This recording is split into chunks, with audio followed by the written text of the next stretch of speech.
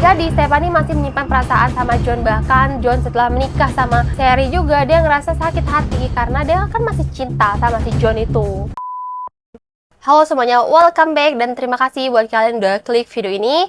Jadi di hari ini aku bakal ngebahas tentang sebuah kasus lagi nih, kasus penghilangan nyawa. Nah, di mana kasus ini adalah sebuah kasus pembunuhan yang paling misterius yang pernah terjadi di Amerika Serikat. Yang bahkan nih, setelah kasus tersebut baru terpecahkan 20 tahun setelahnya. Jadi, kasus ini tuh sempat case close. Jadi, awalnya nih ya, pihak kepolisian itu menduga bahwa kasus ini tuh terjadi, motifnya itu adalah perampokan. Tapi ternyata setelah 20 tahun kemudian, setelah kasus ini case close tanpa adanya tersangka, dan setelah kasus ini dibuka kembali, akhirnya kasus ini menemui titik terang. Jadi, korbannya ini adalah seorang wanita bernama Sherry Rasmussen. Jadi, Sherry Rasmussen ini adalah seorang wanita yang sangat cerdas, sangat pintar, dan bahkan dia itu adalah seorang pekerja keras. Nah, jadi Sherry ini bekerja sebagai supervisor perawat di sebuah rumah sakit. Nah, akhirnya di tahun 1985 dia menikah dengan pujaan hatinya, seorang laki-laki bernama John Rueten. Pernikahan mereka pada waktu itu sangat-sangat bahagia, tampak sempurna, terlihat sangat cerah, dan bahkan kehidupan mereka itu tampak sangat-sangat bahagia. Mereka menikah di tanggal 28 November tahun 1985. Pernikahan mereka pada waktu itu masih seumur jagung, masih 3 bulanan, dimana masih bahagia-bahagianya, penuh harapan, dan bahkan penuh impian. Nah, setelah mereka berdua menikah, ini adalah menjadi awal kebahagiaan baru bagi mereka berdua. Dan setelah mereka menikah, mereka pun memutuskan untuk pindah tempat tinggal di sebuah kondominium di Los Angeles. Nah, di sanalah mereka memulai masa depan mereka bersama-sama. Namun, gak ada yang menyadari bahwa di balik itu semua, guys, di balik kebahagiaan mereka berdua itu ternyata ada seseorang yang merasa nggak bahagia dengan kebahagiaan mereka. Nah, di tanggal 24 ini, sekitar pukul 17.55 sore, John pulang setelah bekerja. Sampainya dia di rumah, dia ngerasa kok kayak nggak ada yang beres nih keadaan rumahnya. Dimana setelah dia sampai di rumah, dia melihat bahwa garasi mobil mereka itu terbuka. Nah, setelah dia ngelihat bahwa ternyata ada mobil BMW warna perak pemberian dari si John kepada si Sherry, itu udah nggak ada, jadi hilang itu mobil. Nah, setelah dia sampai di garasi, dia ngerasa sangat aneh karena istrinya pada waktu itu kok nggak ngerasa kalau pintu garasi itu terbuka dan mobil BMW-nya dia itu nggak ada gitu.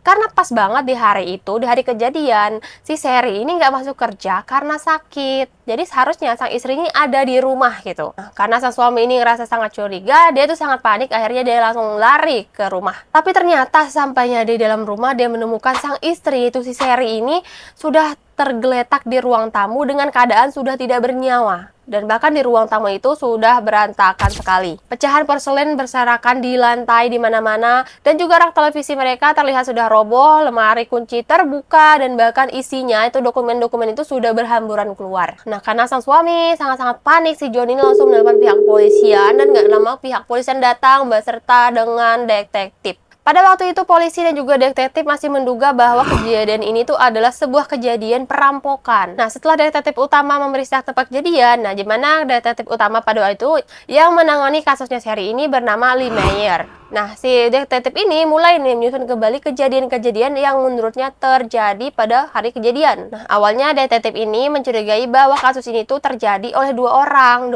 perampok, di mana awalnya dua orang perampok ini masuk melalui pintu depan yang memang tidak terkunci. Nah, menurut detektif ini bahwa dua pelaku ini punya bagiannya masing-masing. Satu pelaku dia naik ke atas, dan satu pelaku lagi dia di bagian bawah untuk mencuri barang-barang elektronik di dalam lemari. Kemungkinan di sana setelah kedua perampok ini melakukan aksinya, mereka terkejut bahwa di rumah itu ternyata ada si Sherry. Karena pakaian yang digunakan Sherry pada waktu itu, pada hari kejadian itu kayak pakaian yang memang nggak pantas gitu untuk menerima tamu di hari itu. Nah, hingga secara keseluruhan si Sherry ini meninggal karena dia itu ditembak di bagian dada hingga mengenai jantung dan juga paru-paru dan juga tulang bagian belakangnya dia. Dan ada juga bekas gigitan, tetapi polisi belum bisa memastikan pada waktu itu bekas gigitan DNA-nya punya siapa. Karena di tahun tersebut tuh belum secanggih sekarang. Dan bahkan ada seorang pembantu rumah tangga dari unit sebelah, dia bilang pada hari kejadian, dia tuh bilang kalau emang dia tuh ngedengar ada suara berantem-berantem gitu.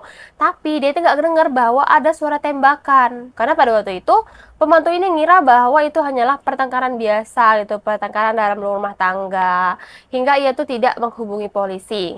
Tapi guys, kalau misalnya hal ini ada sebuah perampokan, di mana pada waktu itu Ada hal yang sangat mencurigakan, tapi rumah itu kan diacak-acak, tapi nggak ada barang yang hilang. Termasuk nih satu, ada sebuah kotak perhiasan yang masih berada di atas meja. Dia benar-benar terlihat, ternampak depan muka, gitu, depan mata. Tapi itu perhiasan tuh nggak hilang. Nah, hingga detektif dan juga polisi pada waktu itu menyimpulkan bahwa kemungkinan nih, sang pelaku terburu-buru saat melarikan diri. Setelah diselidiki oleh polisi, pihak polisi menyimpulkan bahwa kasus ini adalah perampokan berujung dengan pembunuhan. Namun nih guys, pada waktu itu nggak semua orang percaya bahwa ini adalah kasus perampokan. Salah satu yang nggak percaya ini adalah ayahnya si Sherry. Dimana ayahnya tuh bilang dia ngerasa kayak nggak ada yang nggak beres nih. Dimana dia mencurigai seseorang, ada namanya Stephanie Lazarus. Nah, Stephanie ini juga adalah seorang polisi yang merupakan mantan kekasih dari suaminya si Sherry, mantannya John ini. Nah, jadi si John ini sebelum memutuskan menikah sama Sherry, dia itu punya mantan namanya si Stephanie Lazarus. Dan menurut beberapa orang termasuk ayahnya si Sherry, bahwa si Stephanie.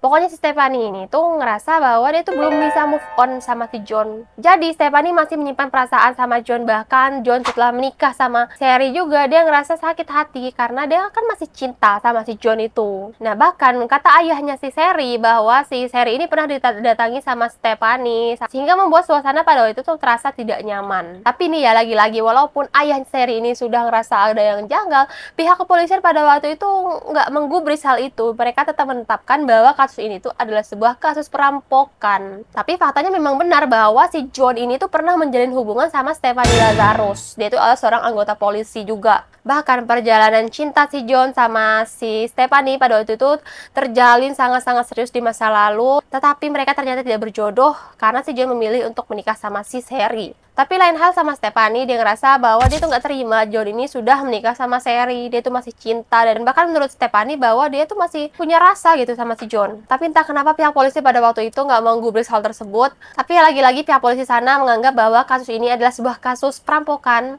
dan menghilangkan nyawa si Sherry. Dan kasus ini case close, ditutup. Hingga nih, beberapa tahun kemudian, waktu terus berjalan, tahun demi tahun pun berlalu. Nggak ada perkembangan nih guys, kasus itu menjadi kasus dingin dan bahkan lebih dari 20 tahun lamanya. Sementara itu, yang Stephanie Lazarus yang dicurigai dia itu adalah pelakunya, dia itu hidup seperti biasa dan bahkan dia naik jabatan menjadi detektif di kepolisian. Nah, hingga di tahun 2008 ada seorang detektif membuka kembali kasus ini. Karena di tahun 2008 itu, teknologi DNA yang lebih canggih sudah mulai digunakan. Kalian ingat bahwa di bagian tubuhnya si Sherry ada ditemukan bekas gigitan. Nah, bekas gigitan itu ternyata adalah menjadi bukti penting, yang dimana setelah dicek DNA, ternyata pelakunya ini adalah si Stephanie. Karena DNA Stephanie dan juga bekas gigitannya si Sherry itu benar-benar ya udah 99% cocok. Nah, dari situlah DNA pelaku ini sudah mulai teridentifikasi. Dari mana sih pihak polisian ini mendapatkan DNA-nya si siapa Stephanie tadi? Jadi pihak polisi itu diam-diam gitu loh ngambil DNA-nya Stephanie, karena kan pada waktu itu sempat ada yang curiga gitu kan. Sang ayah bilang kalau dia itu curiga sama Stephanie, tapi emang nggak digubris sama polisi pada waktu itu. Nah, berbekal dari situlah pihak polisi ini mulai diam-diam mengambil DNA-nya Stephanie. Tanpa disangka ya memang cocok gitu. Ternyata emang Stephanie nih pelakunya. Hingga di tahun 2009 nih Stephanie Lazarus dipanggil untuk menjalani wawancara. Nah, setelah dia datang nih ke ruangan, dia duduk tenang, santai, seolah-olah emang tidak pernah ada yang terjadi. Seolah nggak ada sesuatu hal yang sangat dikhawatirkan. Stephanie masuk, awalnya pertanyaan-pertanyaannya itu ya pertanyaan-pertanyaan ringan seputar pekerjaan, kehidupan, dan juga masa lalu. Nah, mulai dari santai-santai hanya lalu masuk ke sebuah topik pembicaraan yang lebih serius. Polisi nanya, Stephanie, apa kamu kenal dengan John? Stephanie bilang, iya dulu emang kenal dan emang kita pernah deket. Stephanie bilang gitu. Masih tenang tuh, masih santai. Kayak ya udah santai aja, chill aja gitu kan. Nah, tapi di saat pertanyaan tersebut mulai masuk semakin dalam, pada waktu itu pihak polisi nanyain tentang hubungannya dia, tentang masa lalu dengan dia si John, terus perasaan dia yang mungkin masih tersisa dengan John, terus tentang pernikahan John dan juga Sherry. Perlahan sikap Stephanie mulai berubah. Dia itu tegang dan kayak benar-benar nggak bisa santai lagi. Jadi setiap gerakannya itu mulai terlihat tidak nyaman, jawabannya itu udah mulai nggak lancar dan kadang menghindari pertanyaan-pertanyaan. Lalu pihak penyelidik ini mulai mengatakan sesuatu yang ngebuat suasana tuh semakin berubah. Stephanie, kami punya bukti tes DNA. Nah, tes DNA-nya milik si Sherry, bekas gigitan dia. Ternyata bekas gigitan itu cocok dengan DNA punyamu. Mulai di situ wajah Stephanie mulai berubah. Nah, Stephanie ini udah nggak tenang, mulai gugup, dan bahkan bingung nih mau jawab apa. Nah, pada waktu itu dia tidak langsung mengaku nih, dia mulai membela diri, dia bilang, oh gini, tapi jawabannya itu ternyata ngelantur, nggak jelas. Dan kadang bahkan jawabannya itu berubah-ubah. Ternyata di titik itu semuanya tuh sudah terlihat.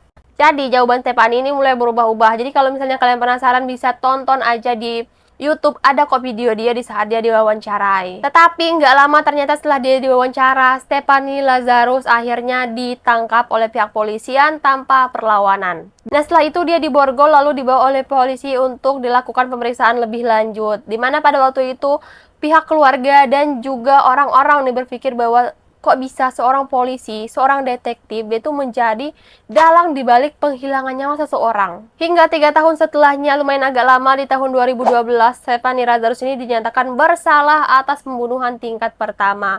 Motifnya jelas, yang pertama cemburu, yang kedua obsesinya dia, dan kemarahan dia selama ini yang dipendam gitu. Karena mungkin dulunya putus hubungan si John sama si Stephanie ini mungkin gak baik-baik ya. Jadi Stephanie ini masih ngerasa masih cinta, tapi si John ini memutuskan untuk menikah sama si Sherry Rasmussen. Akhirnya setelah 20 tahun berlalu, kasus ini tuh menemui titik terang di mana Sherry ini akhirnya di penjara seumur hidup tanpa kemungkinan pembebasan. Akhirnya setelah sekitar 20 tahun berlalu nih, akhirnya Sherry ini mendapatkan keadilan juga, alhamdulillah. Dimana Sherry ini bisa mengajukan pembebasan bersyarat pada tahun 2023, dimana setelah itu negara bagian California memberlakukan undang-undang yang memberikan pertimbangan khusus bagi pelaku kejahatan yang masih berusia di bawah 26 tahun. Jadi kalau pelaku ini pada waktu itu belum berusia 26 tahun saat dia melakukan kejahatan, dia tuh bisa mengajukan pembebasan bersyarat. Dan juga Stephanie pada waktu itu memang belum berumur 26 tahun setelah kejadian. Jadi dia tuh masih bisa mengajukan pembebasan bersyarat atas kasusnya dia.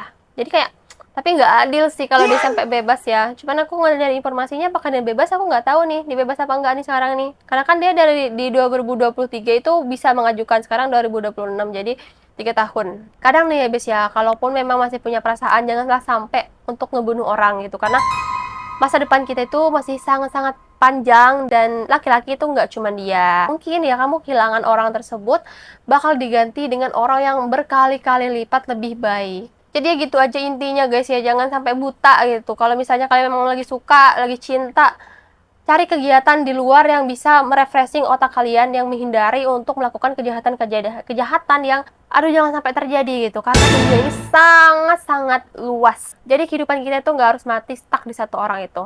Oke? Harus baik-baik jadi orang dan jangan stuck di satu orang. Cari kegiatan di luar. Dunia itu luas, sangat-sangat luas, dan cowok itu nggak cuman dia seorang. Pokoknya gitu aja nih guys ya. Sampai ketemu lagi di videoku berikutnya. See you di next video ya guys. Bye-bye.